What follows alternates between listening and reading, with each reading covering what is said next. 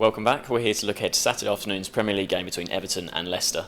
Barnes will start with the leaders. Leicester, another fantastic win on Monday over Chelsea. Yeah, superb victory. Takes them back top of the table, 2 points clear of Arsenal now. You wouldn't have thought that at the start of the season, would you? But they just carry on impressing us and surprising us, really.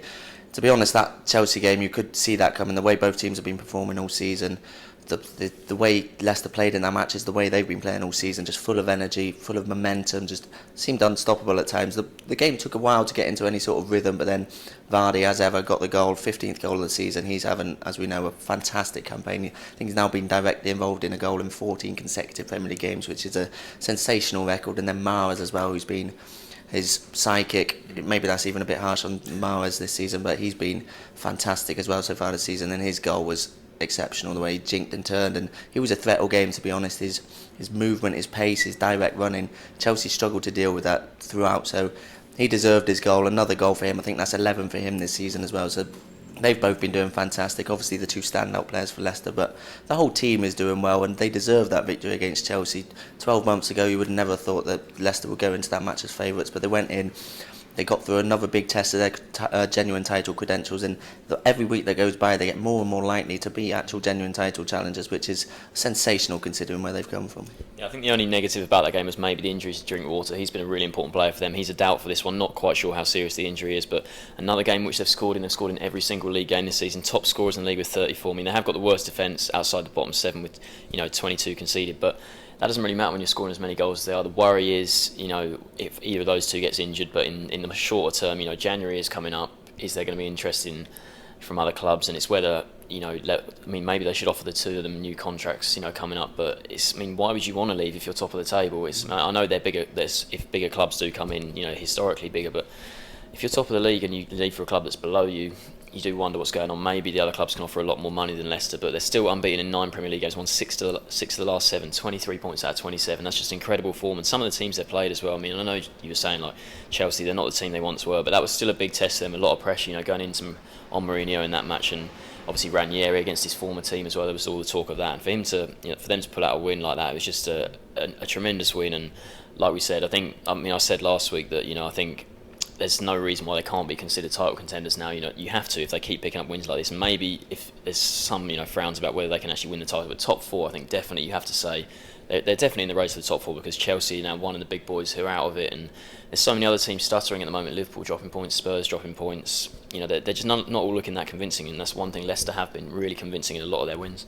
Yeah, and then I think these next 3 games we talked about last week, including the Chelsea game, but they're going to be, I think this is the last real test before they are genuinely considered by all to be title contenders, at the very least, top 4 contenders. They've got Everton, Liverpool and Man City in the last 3 games of 2015, which is a very tough end to the year, but they'll go into every single one of those games fancying their chances, the form they've been in. And even this one at Goodison Park, it's not an easy game, but they've actually been better on the road. You think of the King Power Stadium absolutely bouncing on Monday night, but they've actually been better away from home so far this season. Only unbeaten team away in the Premier League so far this season. No team scored more goals. They picked up more away points than at home, with 18 away and 17 at home, so they're just as good on the road as they are in front of their own fans. Their unbeaten record away in the Premier League stretches back to March now. It's 11 games. They've won 4 of the last 5. They've scored 3 goals in each of the last 3 as well. It's sensational figures really for a side that many were expecting to be battling relegation this season. They're so good on the road. They're so good at home. It's not.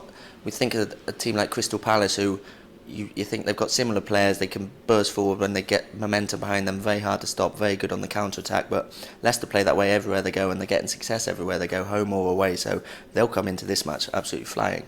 They've got all those players. They're strong in midfield. I mean, if they lose Drinkwater, that'll be a blow. But defensively, they've looked good as well. It's just, I think back to front, they just look like a really good team. Leicester. I think this could be a great game against an Everton side who they have drawn 3 in a row in the Premier League. 4 of the last 5 have been draws as well.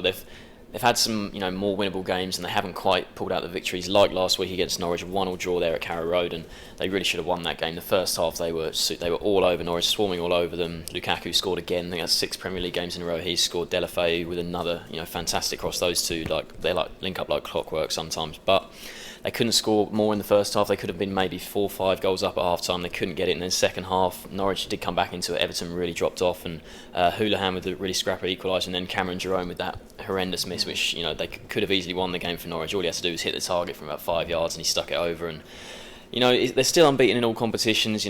Since they lost to Arsenal, but it's really felt like some missed opportunities for Everton in the last few weeks, and especially with the likes of, like I said, Liverpool and Spurs dropping points. It's just felt like missed opportunities, and this is a real chance for Everton if they can beat the leaders here. Become only the second team to beat them all season. It's a chance for them to really, climb back up the table again. Yeah, you look at Everton, you look at the side and how they've been playing, and they've been playing some really nice football. They've got their key players banging form, but they're just drawing too many games. Defensively, Jagielka obviously being out, that's not helped them defensively. A bit like Leicester, defensively they need to improve a bit, and going forward they're irresistible at times. I think only Leicester and Man City have actually scored more goals than them this season in the Premier League.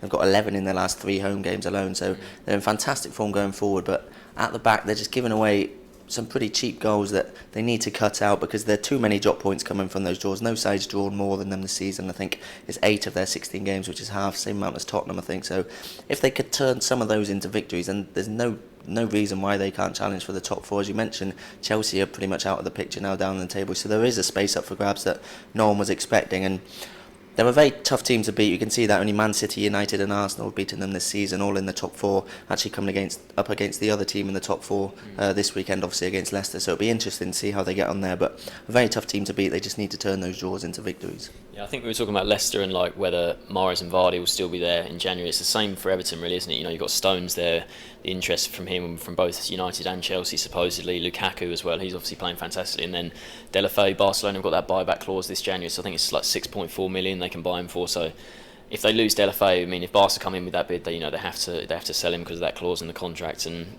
Lukaku, he's been linked to United as well. It'll be interesting to see if they can hold on to their best players as well. But this game looks like a really good one. Which way do you see it going? Yeah, I think these ones usually end up in draws between these two sides, and the way Everton are going, the amount of games they've drawn so far this season, I can see it being a high scoring affair, but I can see it being on as even. I think I'm going to go for 2-2. Yeah, I completely agree. I think 2-2 as well. I think we'd be really disappointed if this was a 0-0, wouldn't we? But I think there should be plenty of entertainment in this one. I'm going to go for a 2-2 draw as well. So both see this one finishing 2-2. Thanks for joining us.